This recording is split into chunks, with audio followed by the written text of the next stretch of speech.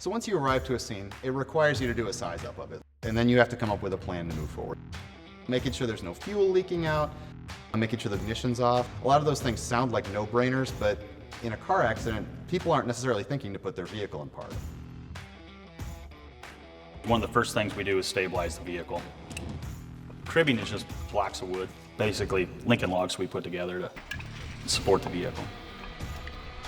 And we assess the patient, figure out a plan. When they get into a crash and they crumple, we have to figure out how to get that metal away from the person so we can get the person out of the vehicle and get them the medical care that they need. We use our rescue truck, basically a giant toolbox on wheels. Anything you need to do the job, it's in there. We've got the spreader, the cutter, hydraulic rams, brake pedal cutter, all kinds of crazy tools. We have the means to spread the door from the frame, to cut the locking mechanisms from the bolts. If there's a roof entrapment crushing on the roof, we can use spreaders to open that up.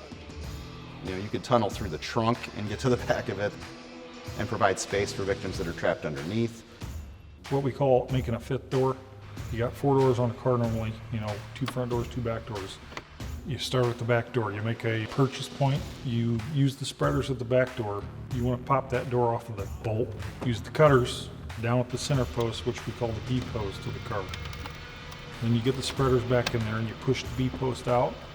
You cut the top of it after you spread the bottom, and then it all swings out the fifth door. And then you can cut the hinges of the front door and just drag the whole thing away, because more guys can get close in there and you can move the patient smoother. As you're manipulating these vehicles, as you're gaining access to the patient, you obviously have to worry about their condition. Whether they're conscious or not, you really have to worry about their spinal condition. If we have the ability, we'll slide a backboard in underneath them and try to slide them out without manipulating the spine too much. That's ideal, particularly the C-spine, the top part of your spine, because it controls the branches to all your critical functions. And there's no auto extrication the same. We have to understand the dynamics of cars. There's a million different ways these things can become damaged and where you can get entrapped that we have to work through. The impact of the car is always different. Your passenger placement's always different. It's the challenge of getting to that person. Part of what you'll see is experienced firefighters have done this enough where they learned something and they can apply that to a future scene. Tear apart a car. Who doesn't want to do that?